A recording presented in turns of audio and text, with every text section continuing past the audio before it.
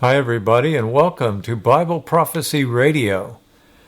Have you ever wondered just how bad the Great Tribulation will be?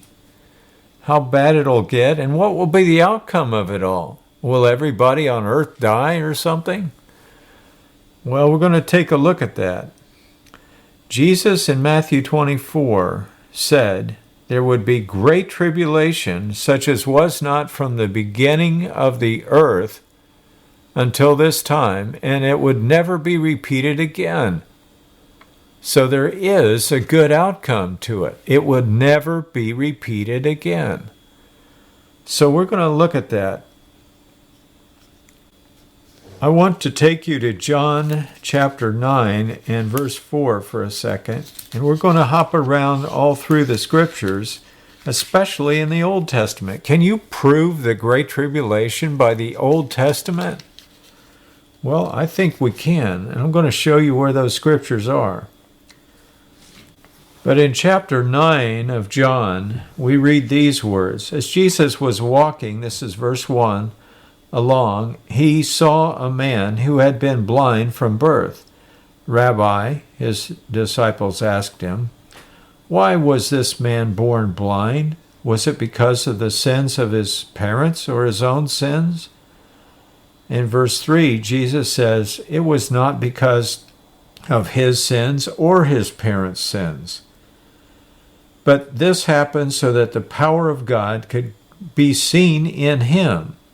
We must quickly carry out the tasks assigned to us by the one who sent us." And that applies to you and me. We must quickly carry out the tasks assigned to us by the one who sent us. The night is coming, and then no one can work. But while I am here in the world, I am the light of the world, which means the work Christ started can continue. However, there will come a day when it's so dark outside, no one can work. What do you make of that? How does that happen? Well, let's go to Revelation, but let's go there after we go to the Old Testament. I want to go to chapter 34 of Isaiah. I won't have time to go over every single step in the puzzle, but we'll see some of the major things and what you can do about it.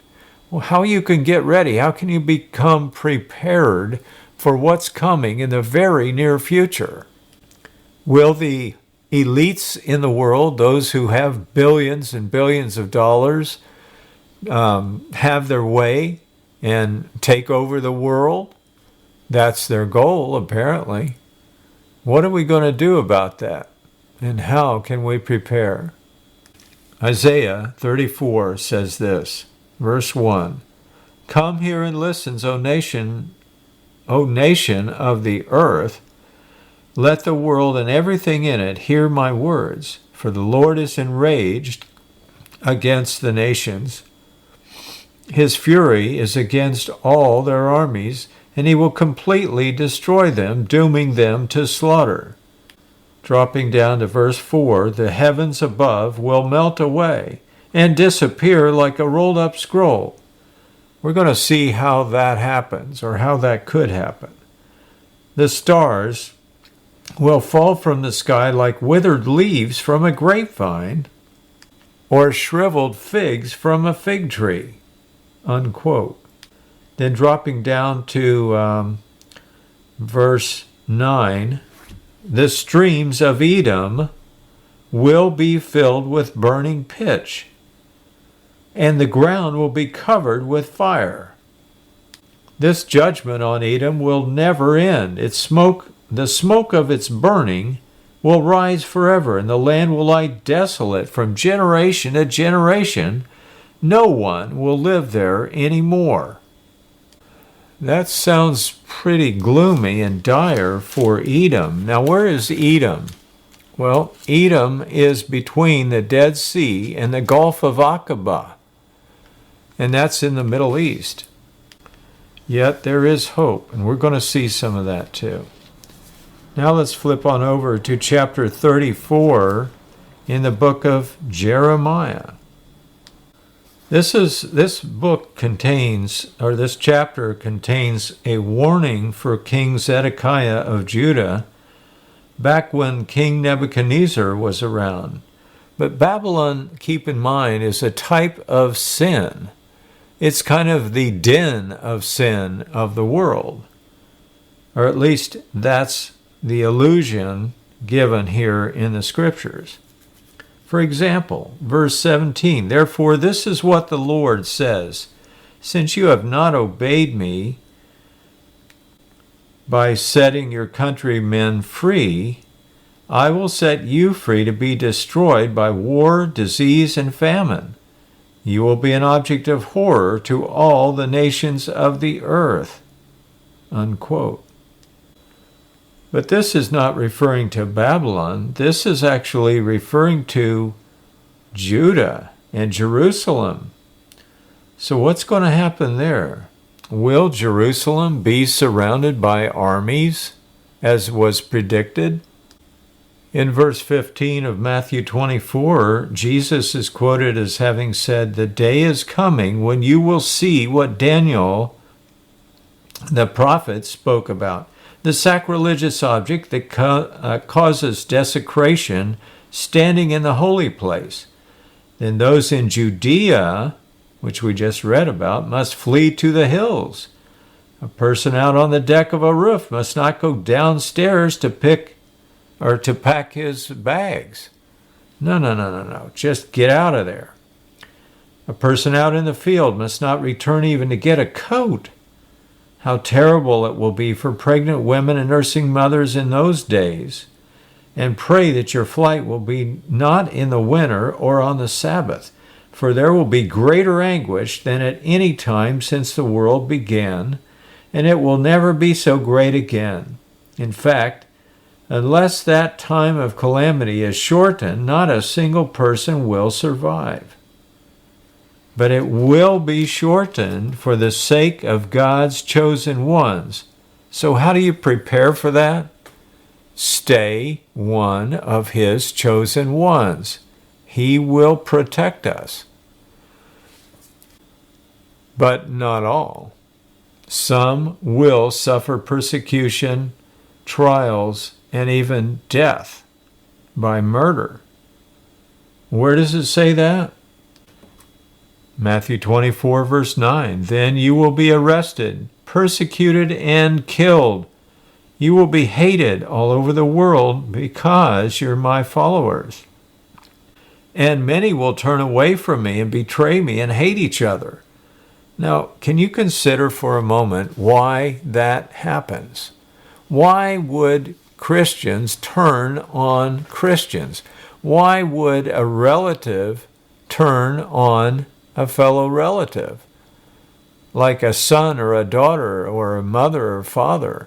Why would they turn and betray each other?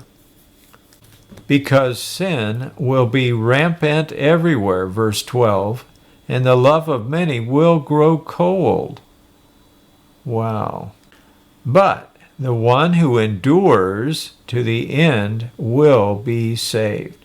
And that end can come when you die, or it can come when Jesus returns, depending on the situation that you find yourself in. But the one good thing that we have together is our relationship with Christ. That must be maintained. And that's not easy. You can't cram for that. You can't wait till the last minute to decide, I think I'll seek Jesus now and have a relationship with him. No, there comes a time when it's just plain too late. So we need to be careful, each and every one of us, myself included. Yes, and he said, don't let anyone deceive you. Why? Because there will be deceivers out there trying to dissuade you and to trick you into believing a lie. Verse 24, for example, Verse 24 says, "For false messiahs and false prophets will rise up and perform great signs and wonders, so as to deceive, if possible, even God's chosen ones." And that, my friends, is you and me. Hopefully. In Revelation 9 and verse 2, we read these words. This is the answer to why the world turns dark. Jesus, remember, said in John 9:4 that it would turn dark. The night is coming when no man can work. It'll be so dark, there's no work going on at all. Verse 1, starting in Revelation 9:1, "Then the fifth angel blew his trumpet, and I saw a star that had fallen to the earth from the sky," and I believe that's Satan himself. He was given the key to the shaft of the bottomless pit, and when he opened it, smoke poured out as though from a huge furnace, and the sunlight and the air turned dark from the smoke. And so there it is. Remember Luke 10 and verse 18. Remember, also correlate that with Revelation 9:1. Remember, he was fallen. This star, which is often used in the Bible as an allusion for a powerful angel, fell to the earth. Well, in 10:18 of Luke, we read these words. I'm going to back up to verse 16 in Luke 10. "Then he said to the disciples, 'Anyone who accepts your message is also going to accept me. And anyone who rejects you is rejecting me. And anyone who rejects me is rejecting God who sent me.' When the 72 disciples returned, they joyfully reported to him, 'Lord, even the devils obey us when we use your name.' 'Yes,' he told them, 'I saw Satan fall from heaven like lightning. Look, I've given you authority and power over all the power of the enemy, and you can walk among snakes and scorpions and crush them.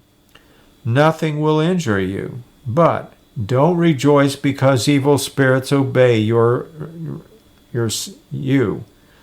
Why? Rejoice instead, or rather, because your names are registered in heaven." And that's what I hope for each one of us. But the point I'm trying to make here is that he saw Satan fall like lightning from heaven. And that's similar to the words we see here in Revelation 9:1. "The fifth angel blew his trumpet, and I saw a star that had fallen to the earth from the sky, who was given the key to the shaft of the bottomless pit." Now, I believe that pit is the Middle East. As you know by now, the Middle East is full of oil. If you've ever been over there or seen pictures of what's going on over there, you've seen oil on fire, like in the Gulf War and like Desert Storm. Those places were on fire, just acres and acres, fields and ponds full of oil set on fire by Saddam Hussein and his henchmen. Well, what happens when that catches fire? It's very hard to put that stuff out. It burns at thousands of degrees. So hot it'll melt the sand into glass. So that's a vast area of land that's going to be covered with oil set on fire. That's what's going to happen in World War III, if you ask me. And where do I get that? Well, we just read it in Isaiah 34. Verse 9, "And where is Edom, Well, it's in the Middle East. It's between the Dead Sea and the Gulf of Aqaba, as I said before. But the streams of Edom will be filled with burning pitch. Right there it is, verse 9, chapter 34, Isaiah. And the ground will be covered with fire. Now, what is burning pitch? Well, we'll go to Genesis chapter 14 and verse 10, and we'll see what we can find out there. Actually, Genesis 14, let's start in verse 8.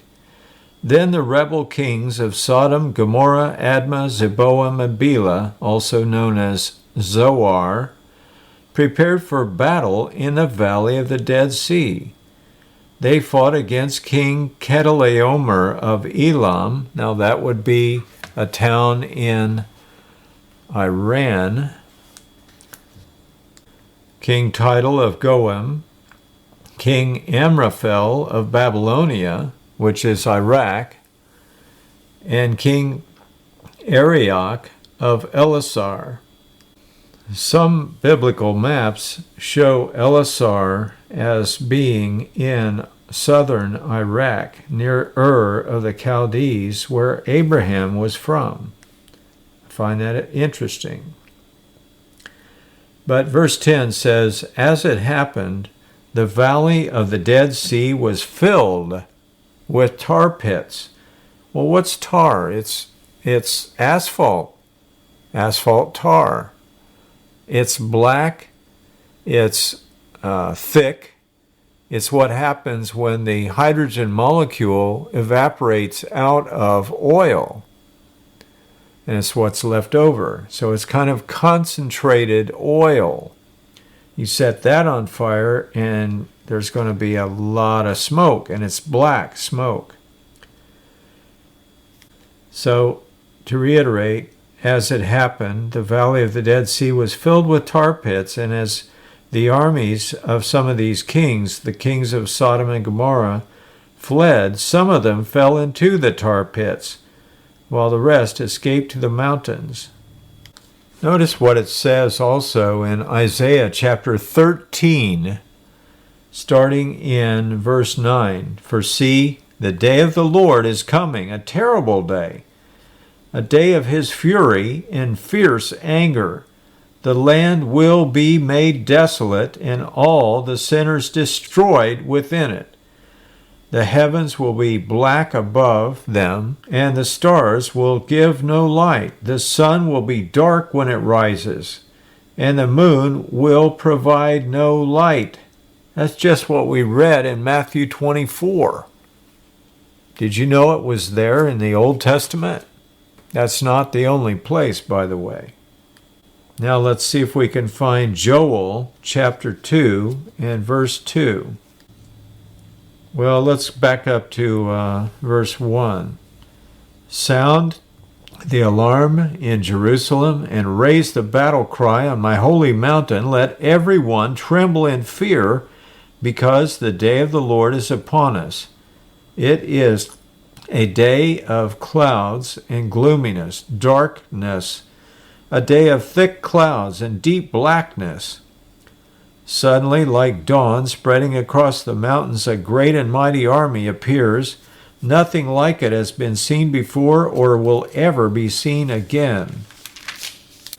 Fire burns in front of them, and flames follow after them. Ahead of them, the land lies as beautiful as the Garden of Eden. But behind them, there is nothing but desolation. Not one thing escapes. In verse 10 of Joel 2, the earth quakes as they advance. The heavens tremble, and the sun and the moon grow dark, and the stars no longer shine. In Isaiah chapter 24 and verse 5, the earth suffers for the sins of its people. They have twisted God's instructions, violated his laws, and broken his everlasting covenant. Therefore, a curse consumes the earth. Its people must pay the price for their own sins. They are destroyed by fire, and only a few are left alive. In verse 18 of chapter 24 of Isaiah, it continues, destruction falls like rain from the heavens. The foundations of the earth shake. The earth is broken up. It is utterly collapsed and violently shaken. The earth staggers like a drunk, and it trembles like a tent in a storm.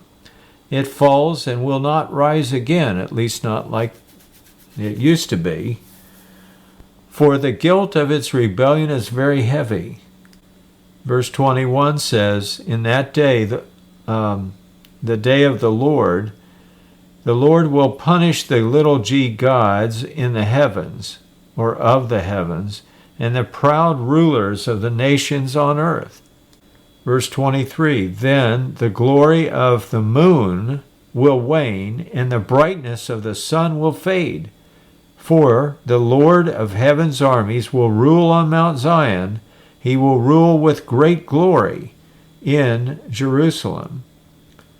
Now, where have we heard language like that? Well, let's go to Luke chapter 21 and verse 27. Then everyone will see the Son of Man coming on a cloud with power and great glory. Now, wait a minute. Everyone? This is going to be a worldwide event. That's what I understand. That's what it says. It says, let all the earth hear, all the nations hear.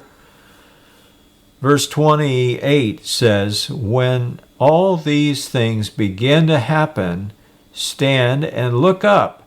Why? For your salvation is near. This is the time of the rapture. But it doesn't come until the black smoke is coming up out of the oil, as it says in Revelation 2 and Matthew 24, verse 29. Here's how Christ himself puts it. Immediately after the anguish of those days, the sun will be darkened, and the moon will give no light. The stars will fall from the sky, and the powers of the heavens will be shaken. Then, at last, the sign that the Son of Man is coming will appear in the heavens, and there will be deep mourning among all the peoples of the earth. And they will see the Son of Man coming on the clouds of heaven with power and great glory. Power and great glory? Well, when you're the only one left standing, yeah, you will have glory. Then, in verse 31, he will send out his angels with a mighty blast of a trumpet, and they will gather his chosen ones from all over the world, the whole world, from the farthest ends of the earth and heaven. So, friends, there is hope. There is great hope for a sparkling new future. And I love chapter 35 of Isaiah because it brings us hope as to what would happen what will happen when Jesus himself returns to rescue and restore planet Earth. Yes, it's going to be bad. It's going to be devastating. When there's an earthquake that's worldwide, it's devastating. Every wall shall fall. And where is that found? We'll get back to Isaiah 35 in just a second, but here's where it is. It's in Ezekiel chapter 38.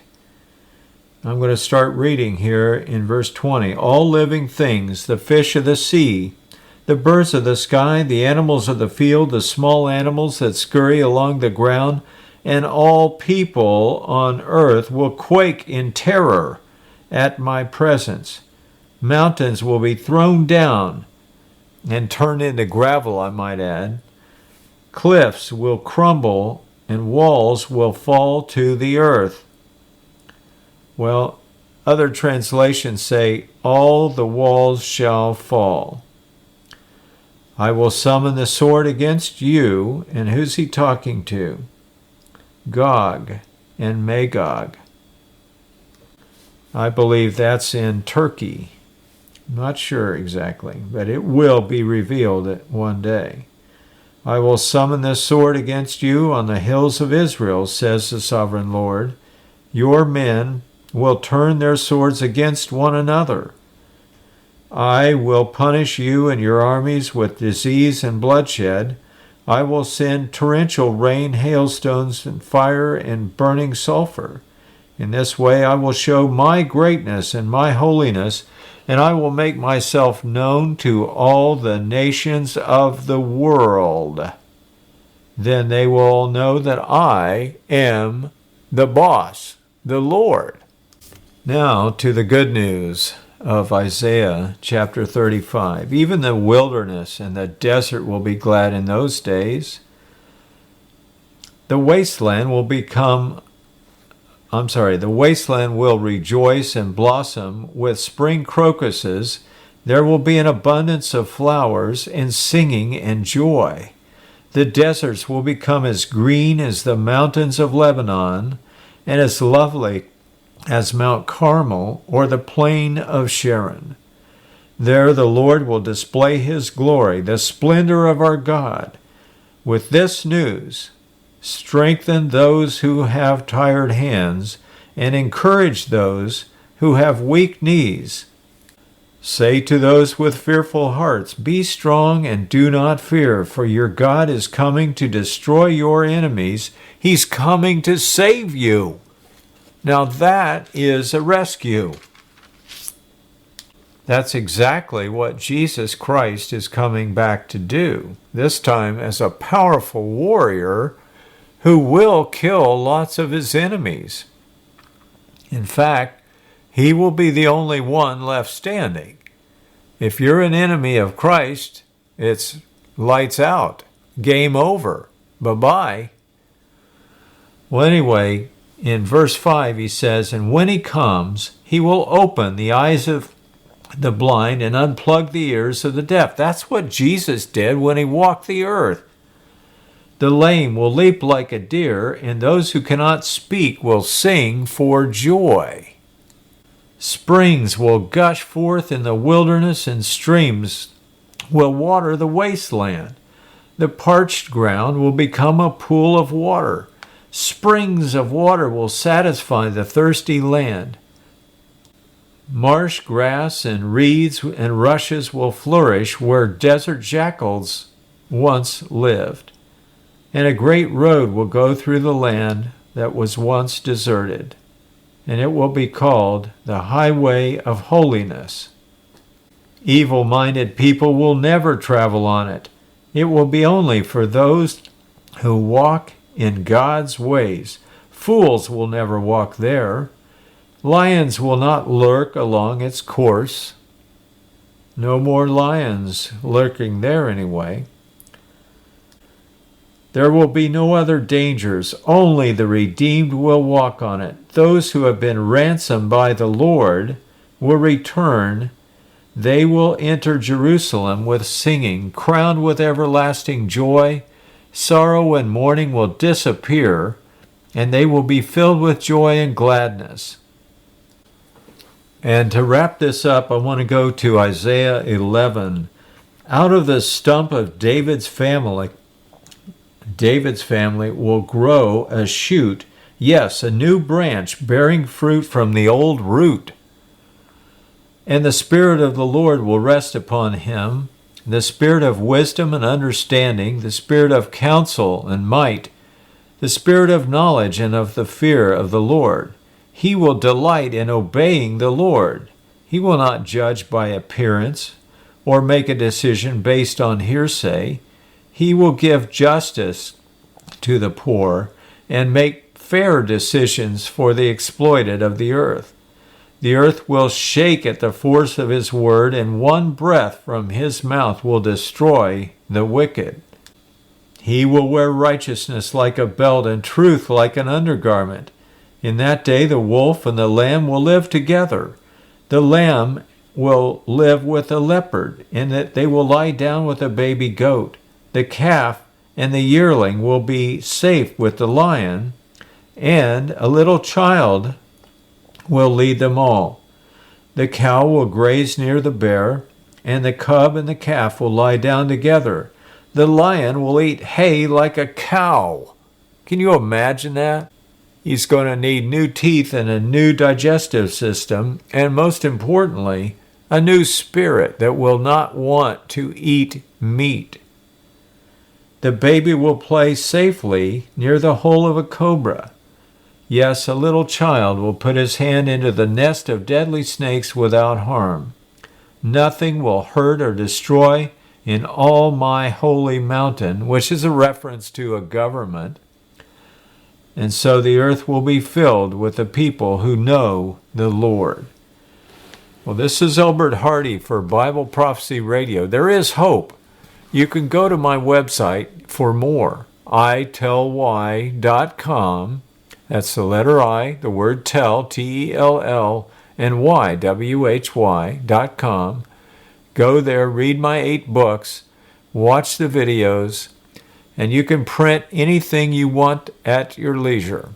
So, until next time, go to itellwhy.com. This is Elbert Hardy for Bible Prophecy Radio. There is hope. Never give up. And I'll see you next time. Thanks for listening.